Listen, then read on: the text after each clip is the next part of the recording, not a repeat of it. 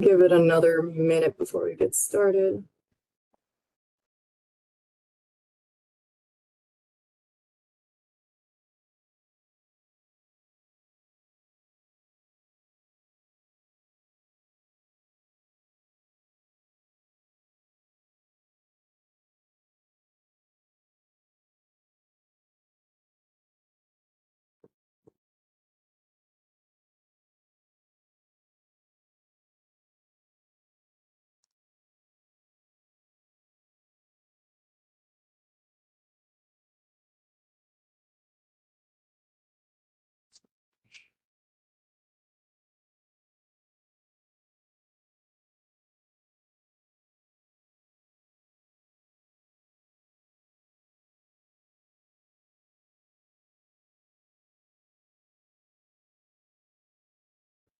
Okay, we'll just get started now.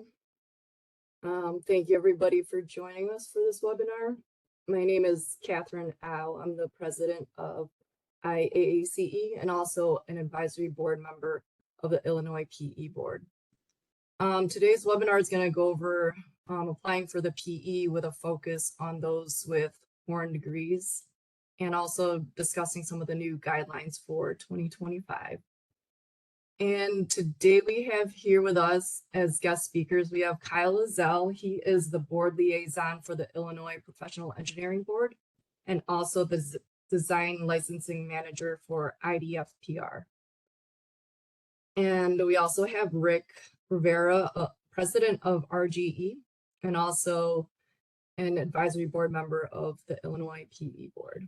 And I'll hand it over to the two of you. Thank you, Kat, and good day, everybody.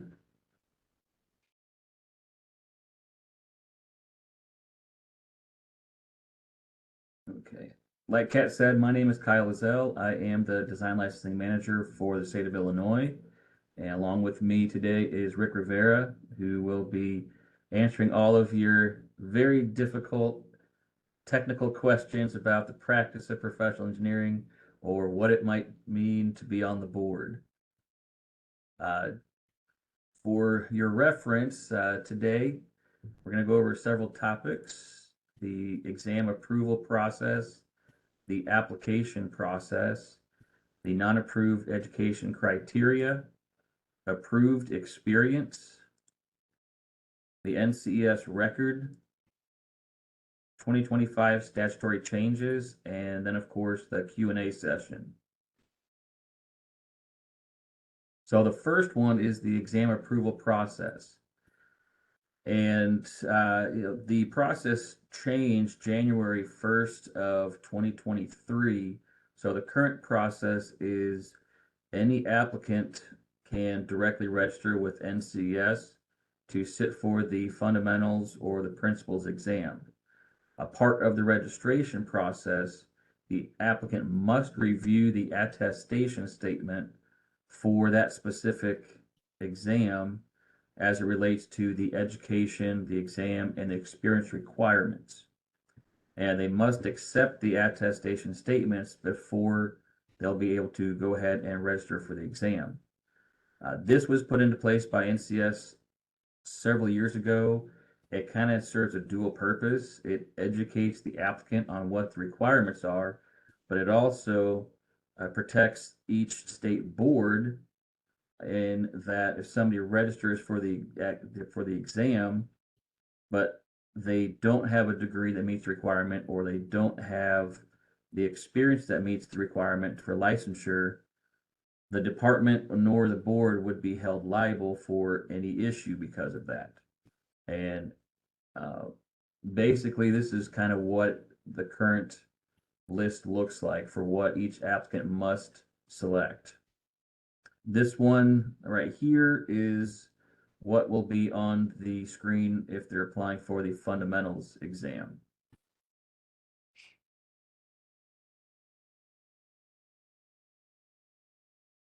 The next one is the application process.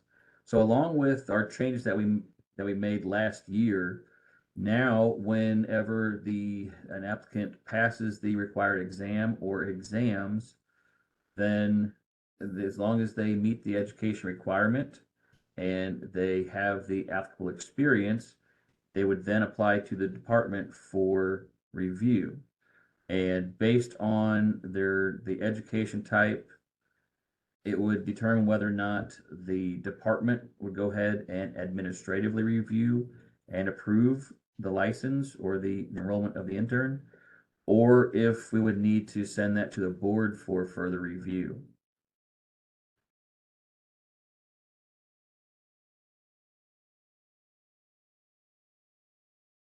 The non-approved program education criteria was updated last year as well.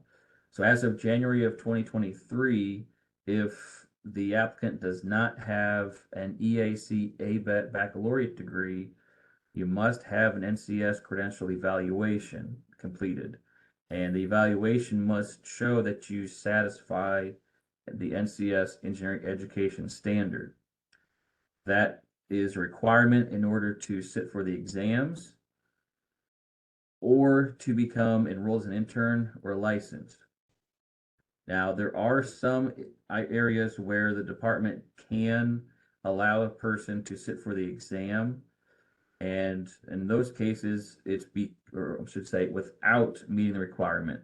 And that is if they had previously applied to the department when the board was required to evaluate the coursework, and the board had previously approved someone, we can use that prior approval to allow a person to retest for the exam. And then they will go ahead and go through the same process.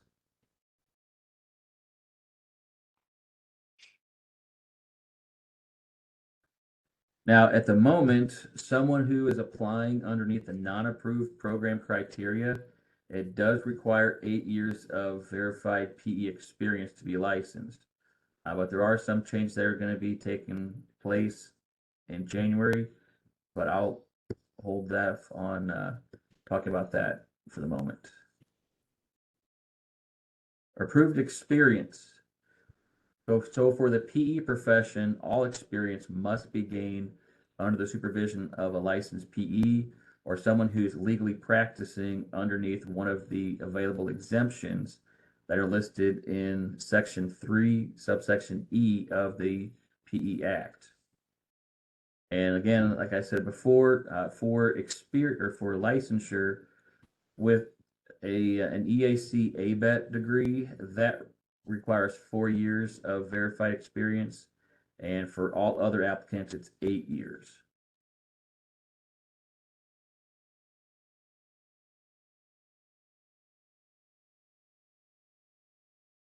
One of the things that we get a lot of questions about is whether or not foreign experience is accepted. And for the longest time, we had nothing in the rules that would allow for it. That was added in January of last year. So we do have the ability to accept foreign experience, but it does have to meet the criteria that is listed in the rules. Mainly that the supervisor in the country, if they were either licensed or legally practicing in that country.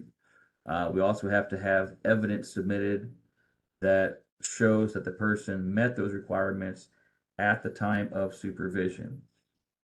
And in order for the board to make their determination, if necessary, those documents will need to be translated into English. And at the moment, a maximum of 4 years of experience can be gained from outside the U.S.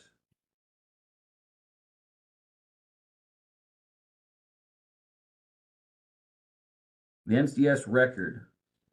The NCS record is a valuable tool that an applicant can use to capture pretty much everything that you would need in order to submit to any state board for licensure. It basically holds your transcripts, your evaluation, if it's from outside the US, your examination certifications, as well as your experience documents. and then any name change documents, or if you had disciplinary action in another jurisdiction, that you can include that as well.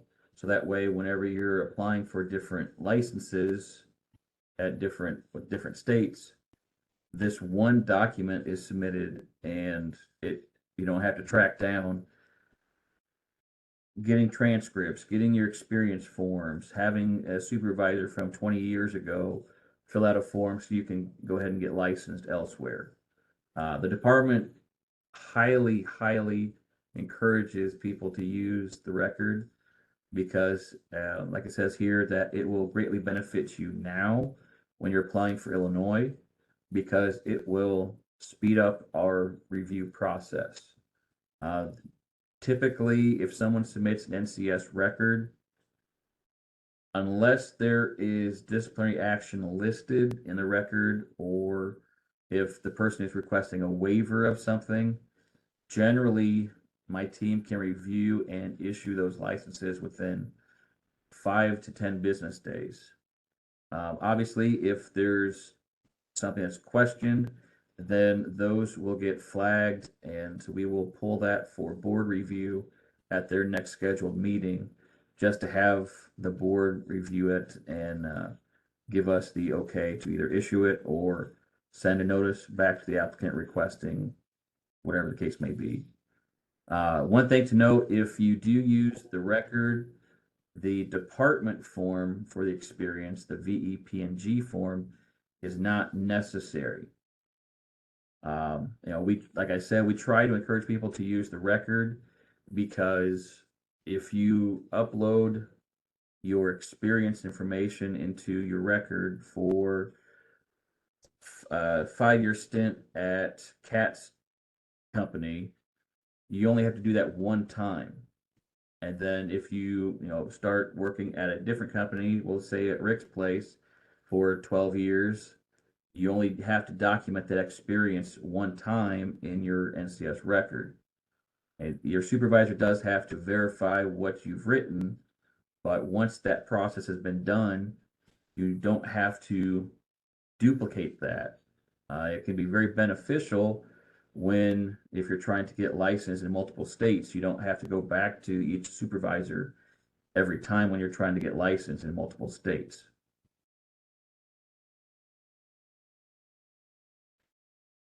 And 2025 statutory changes. There's a few things to be aware of. So as of January 1st, the 4-year experience requirement for enrollment as an engineer intern for those who do not have an approved degree, right now you have to have 4 years of experience to be enrolled.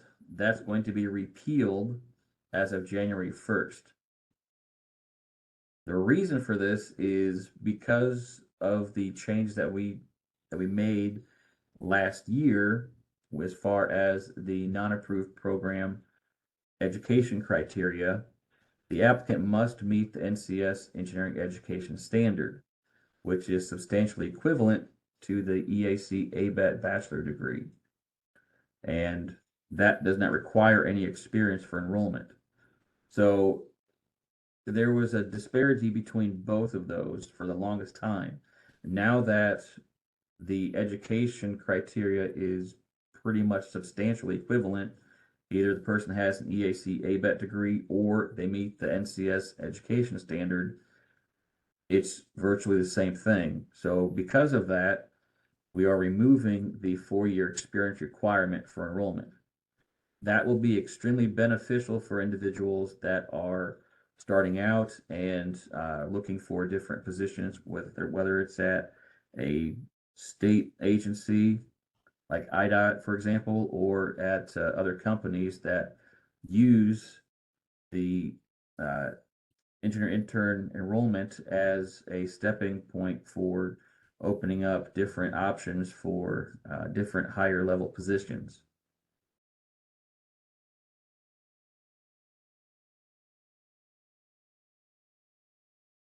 Another change that's being made right now, if you have a non-approved degree, it requires 8 years of experience to be licensed.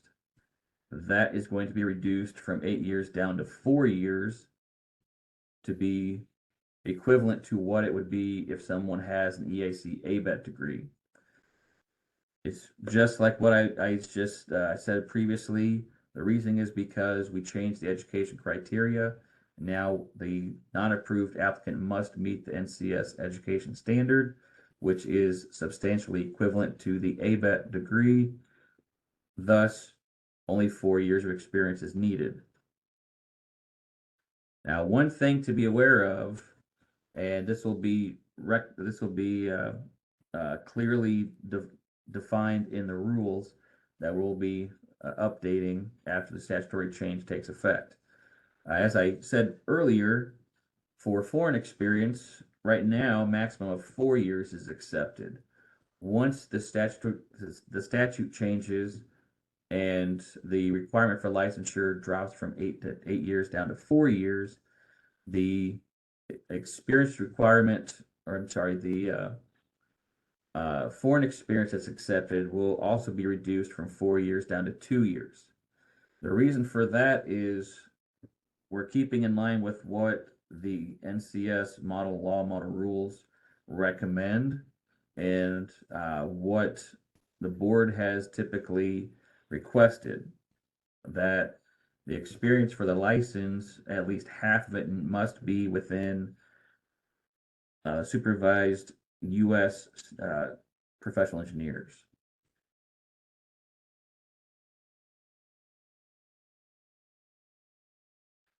Now, we do have a few questions that were given to us to start off with, and then feel free to ask your questions, and Rick will answer every single one of them. So the first question is, if foreign experience is not accepted, what are some ways for applicants to gain relevant experience in the U.S.? But generally, we recommend applicants look for companies or firms that have licensed PEs. That way they can gain the necessary experience to become licensed. Now, as I mentioned earlier, if there are no licensed PEs, but you're working for a state agency or a federal agency or a manufacturing facility, an industry, something of that nature, there are various exemptions within the act that will allow you to gain experience underneath someone who would be considered legally practicing. Now, they may not be licensed, but if they are legally practicing professional engineering, we'll say in a manufacturing setting, you could gain experience underneath that person and use that towards your license. Now, if you're going to do that, you would need to also include a cover sheet noting the exemption that you are listing, so that the department or the board, whichever one's going to be looking at the experience, would know that you're requesting this experience to be accepted underneath the manufacturing exemption, for example.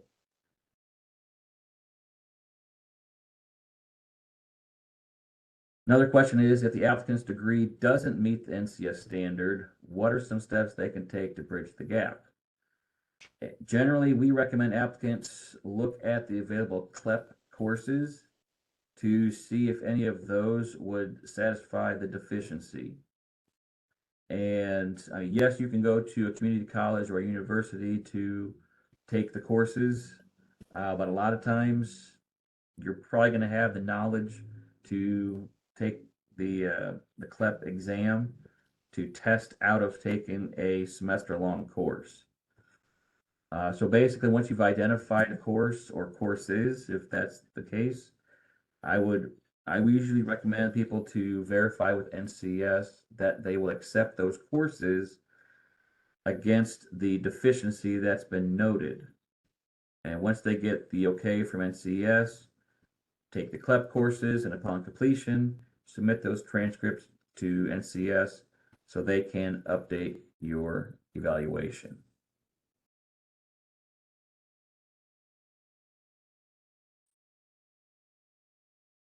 Another question was, what are some common mistakes foreign applicants make when applying for a PE license, and how can they be avoided?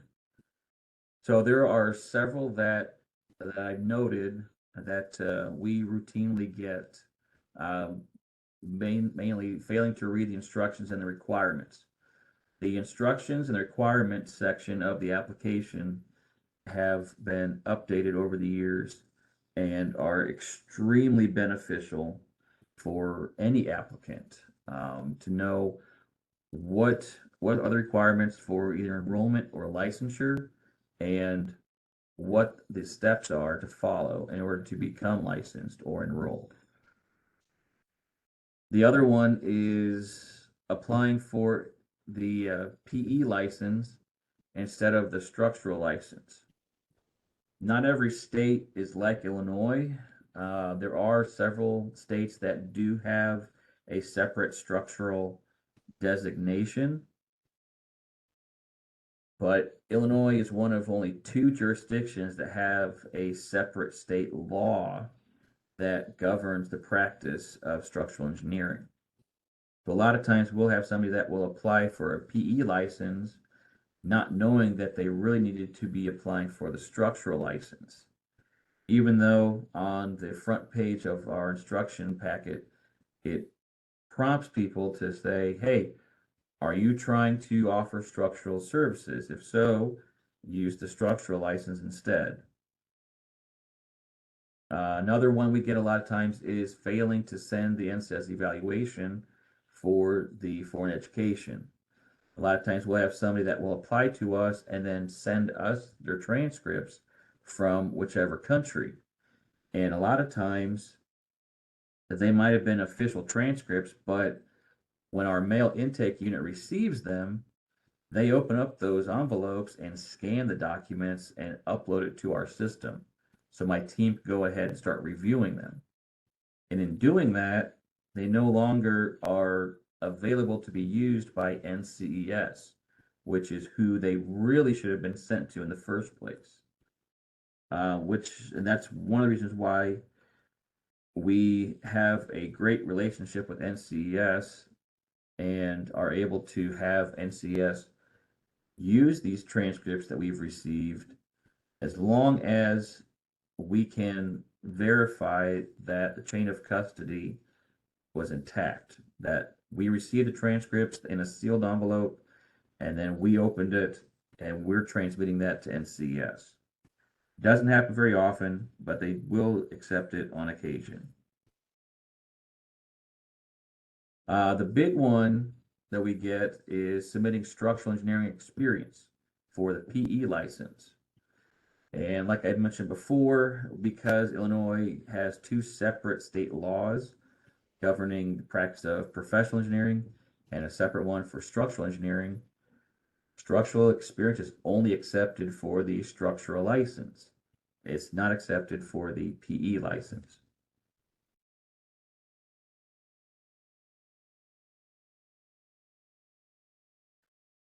Now we'll turn it over to all of you. What questions do you have for Rick or myself? Great job, Kyle. So everybody's muted, but if you guys have questions, please put that in the chat box. And this webinar is recorded and we'll share it on our website and LinkedIn, just so you guys can look over it, listen again in case you missed anything. Kyle, I'll start it off though, just in general conversation that we've had with people, that reach out to us in terms of deficiencies in the natural sciences. And what I've been explained is that a lot of foreign students end up taking like general chemistry before they get to university. Right. So that class doesn't show up on their transcript. What can applicants do to prove that they meet that requirement without having to, come to the US and take another semester of chemistry? Right, that's a great question. So, yeah, that's one thing that we see a lot of. Unfortunately, when, prior to 2023, when the board members were evaluating all the coursework, determine if it was, if somebody was meeting the education criteria, we only used collegiate level courses in the review because they all had to be college level. That was the requirement. Same thing with NCS. They will only use courses that are college level. So a lot of times if somebody has taken general chemistry or AP physics or something of that nature, or maybe even calculus, that they might have gotten credit for in high school and not given credit as a college course. Unfortunately, the simplest way to satisfy that requirement is going to be to take a CLEP course. Because if you already have the knowledge of that course and you go take this CLEP course that I think it's a couple hours long, or I can't remember the exact time frame, but it's basically a competency exam. So if you take this competency exam and you pass that, that would then carry over when you send that transcript to NCS to satisfy that requirement. It eliminates the need for spending hundreds of dollars to have a semester-long course in chemistry at a community college or online course or whatever the case may be.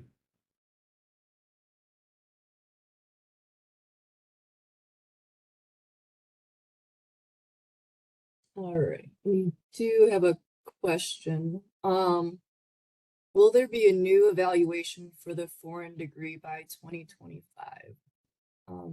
This person got their foreign degree evaluated back in 21 and was wondering if they need to reevaluate it again since there'll be new guidelines in 25.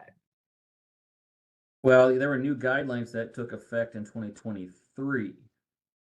So the main answer would be yes. If you were evaluated in 2021 by, maybe we can get a clarification, was it evaluated by the board or by NCES?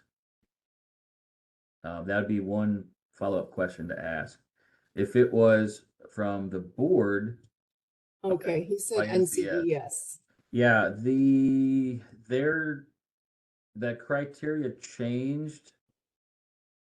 I don't remember when it was. It might have been 2022. The council voted to reduce the 16-hour general education requirement down to 12 hours.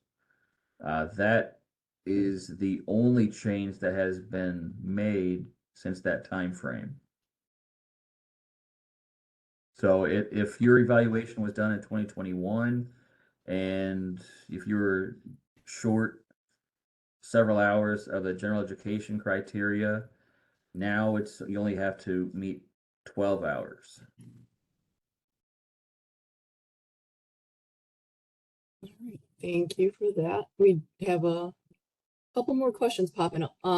Would a master's degree still qualify for 1 year of work experience if their bachelor's is from a non-ABET accredited degree? And would Yes. he need 3 instead of 4 years of work experience? Yeah. So the board has been working on updating several rule sections over this last year, and we're going to be incorporating the statutory changes that I've spoken about into this draft rule packet, which I'm hoping that I will be able to submit for public comment in early January. Part of that will make changes to the experience section. So, like I mentioned during the presentation, the non-approved experience for enrollment as an intern, that part of what we currently have in the rules will be eliminated. And for licensure, it will be reduced down to 4 years. For the postgraduate degree acceptance, a U.S. degree in engineering will count for 1 year of experience credit if the coursework is not used to satisfy the education criteria. Yeah, that's a good distinction. Yeah. Got another question popped up. What kind of experience would be required for someone in a structural background to get licensed as a PE in Illinois? Would inspection or working in phase one count? That's a great question. So pretty much any non-structural experience could qualify towards meeting the experience requirement. So if you're doing bridge inspections, that could qualify, because that's doesn't require, like just doing the inspection doesn't require structural license. So we do get frequently we get applications with people that have bridge inspection experience. The the the main thing to be aware of is who's supervising it. So if you have, like, if you're working for a company and your supervisor is licensed as both a PE and an SE, when you're submitting your experience for your PE license, we highly recommend that you only list the items or the aspects of the projects that are non-structural in nature. And so your supervisor who would sign and seal that one as or with their PE license. Same thing if you're applying for a structural license, then that person, the supervisor, would need to be licensed as a structural. They'd have to seal that drawing or the experience form with their structural license. Unless you guys are using the NCS record, like I highly recommend, then they would just list whichever license is applicable. For the PE license, obviously, PE license, structural license, structural. Trying to think what else to note to make it a little bit more clear for you. Rick, Kat? Yeah, I was gonna just add, I remember reviewing a couple of applications where you sent me that exact thing. And if you're out there doing shoring calculations or any kind of earthwork, retaining walls, we consider that as structural engineering work. It may be along a roadway, but the component is a structural aspect. And I think that's what Kyle is trying to say, that if you're doing design and the design is on a roadway, but your portion of the experience that you're presenting is a structural element, then that goes toward a structural license. Right.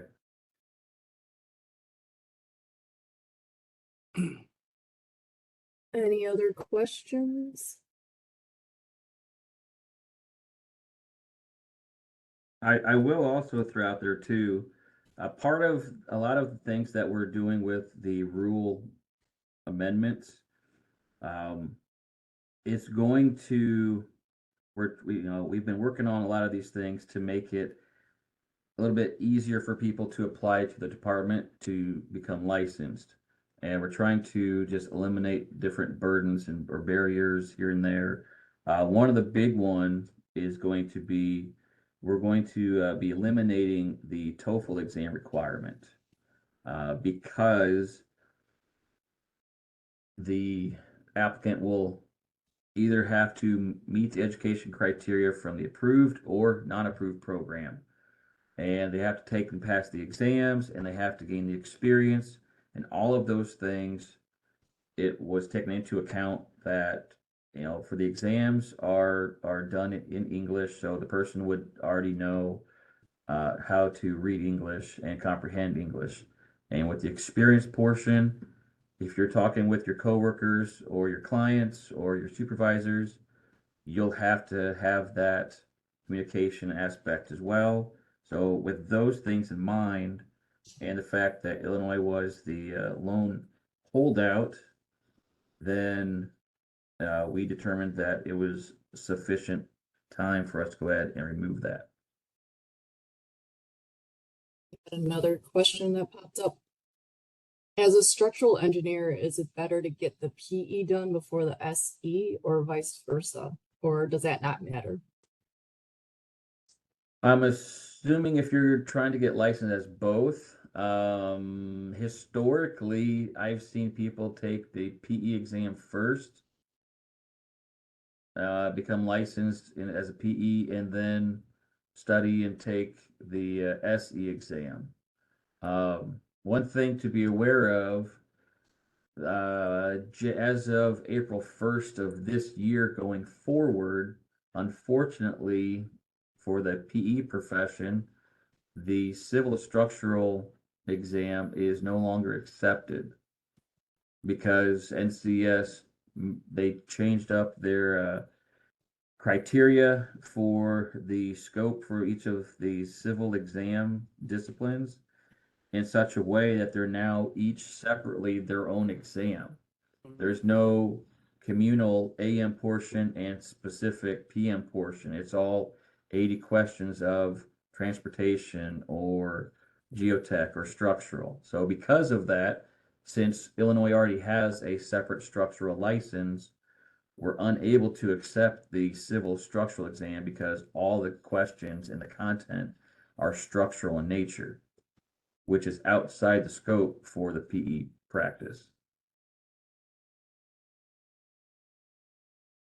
And I'll also add as a follow-up to that, question we get routinely now are, because of this change, what exam do we recommend others, people to take? Generally, we say any other discipline. You can take any other civil discipline exam. The rest of those would still be accepted for the PE license because they're all non-structural.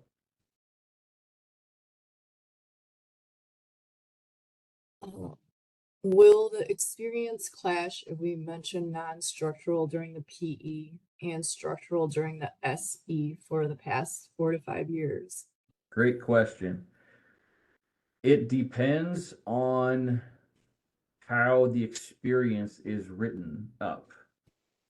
So like going back to my previous example, so if you are working at a company and your supervisor is licensed as both, and you're working on a project that spans 4 years, we'll just say, and you're working on both structural and non-structural aspects for that project during that time frame, those 4 years you could claim for both the PE and the structural. You just have to note the non-structural aspects for the PE license, and they'd have to complete, the supervisor would have to sign that with their PE license. And then for the structural license, they have to note the structural aspects and sign it with their structural license.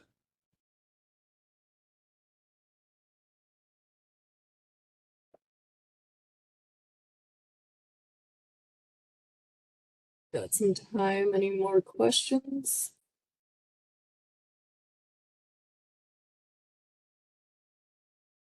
Like we got Kyle and Rick here, so it's a perfect time to get all the questions asked and answered. Yeah, if you think of anything else, I highly recommend you reach out to us. The best way to contact my unit directly is at our unit email account.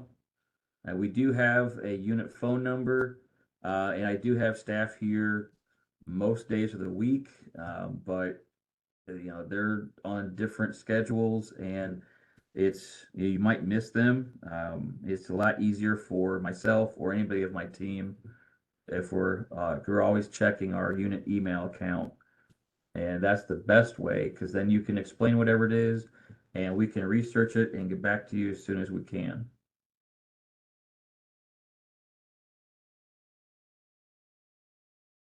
Well, if there's no more questions, I mean, we had a bunch of great questions. Thank you for those. Like I said earlier, this webinar is recorded. It'll be on our website and LinkedIn.